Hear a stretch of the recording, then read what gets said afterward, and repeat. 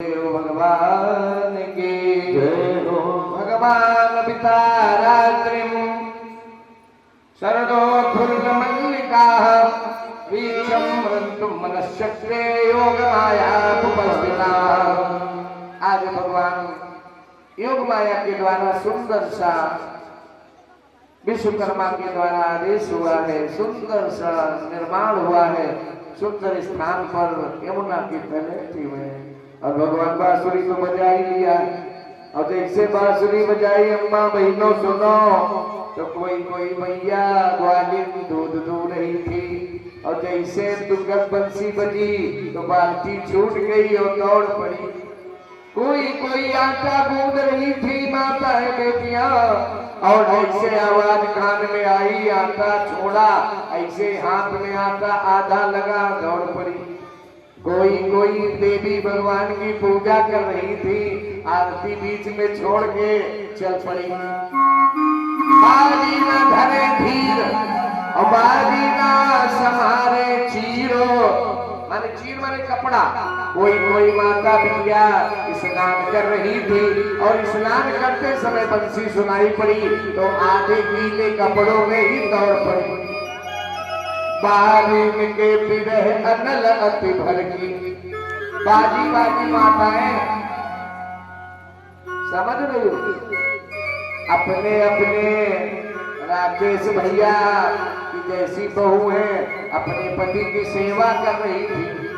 और जैसे बजी तो आज पाए छोड़ कहाँ जा रहे, बाद में भाग खड़ी भई। बारिन के पिरह अनल अति भर की, और रोक नहीं पाई। पति परिवार संसार सब भूल गए, क्योंकि वो ऐसी ध्वनि है ब्रह्मांड को मोहित करने वाली। आकर्षित सर्वभूतानां, कृष्ण शब्द ऐसा है, कृष्ण नाम ऐसा है, कृष्ण शक्ति ऐसी है, आकर्षण है जिसमें सबको अपनी ओर खींचने की सामर्थ्य है। वो कृष्ण बजा रहा है और बुला रहा है सब लोग गए। और जैसे गए वहां पर रास चालू हो गया।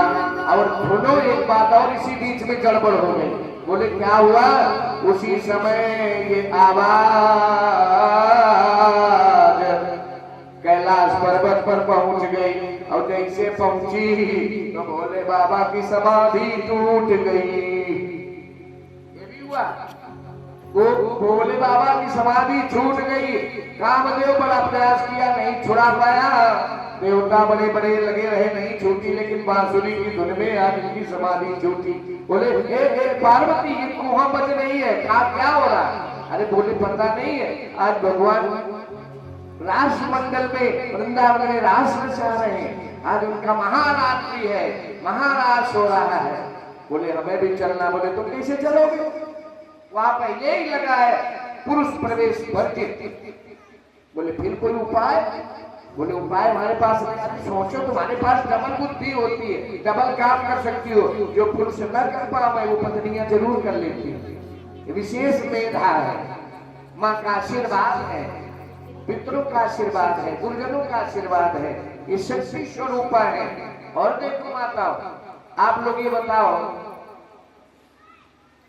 हम आपसे पूछते हैं राम जी, धनुष जो स्वयंवर हुआ, गाना गा रहा था हमारा लड़का करण जयराज करण, तो धनुष राम जी ने तोड़ा। धनुष किसने तोड़ा बता? राम जी ना, नहीं तोड़ा। राम जी की सामर्थ्य नहीं थी तोड़ पाते। अब कह रहे पंडित जी का तुमने तोड़ा, ये भी कह सकते हो तुम ना, हमने भी नहीं तोड़ा। लेकिन उसमें है कोई दूसरी चीज। बोले क्या है? इस समय राजा जनक की प्रतिज्ञा हुई थी, तो उस समय उन राजा की प्रतिज्ञा में सभी लोग आए। और रावण को ये मालूम था ये जो धनुष तोड़ेगा वही हमें मारेगा।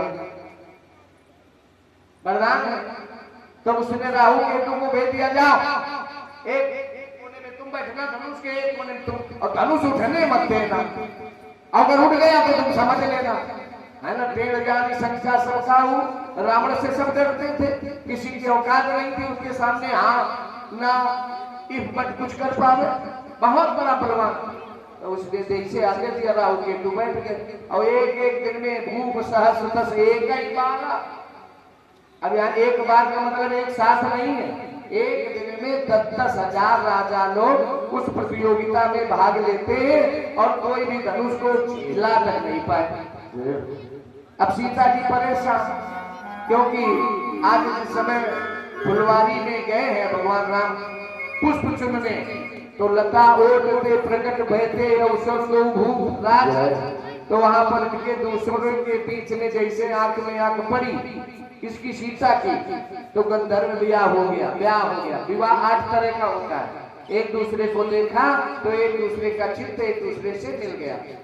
फिर क्या हुआ, अब सीता जी ने देखा कई दिन चले गए, आखिरी दिन हो गया और राजा जनक ने घोषणा कर दी कि आज उठो भूप निज निज गृह, ये स्वयंवर खत्म, आज के बाद कोई नहीं, हमने प्रतिज्ञा तोड़ दी। और सब जब राहु केतु ने सुना तो सोचने लगे अब तो राजा का प्रतिज्ञा स्वयंवर खत्म, अधिवेशन खत्म, तो उठो भैया काहे मार खड़ी होगा।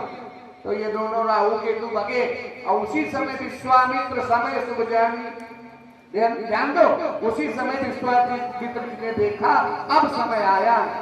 और इधर सीता जी क्या करती है, जाती है माता शक्ति के भवन में, जय जय गिरी वरराज किशोरी और जय महेश मुख चंद्र चकोरे। माता की स्तुति करी, प्रार्थना करी, देवी पूजी पद कमल तुम्हारे, सुरेंद्र मुनि सब हो ये सुखारे। सीताराम सीताराम सीताराम कहिए, जाई विधि राखे राम ताई विधि रही। सीताराम सीताराम सीताराम कहिए, जाई विधि राखे राम ताई विधि रही। सीताराम सीताराम सीताराम कहिए, जाई विधि राखे राम ताई विधि रही।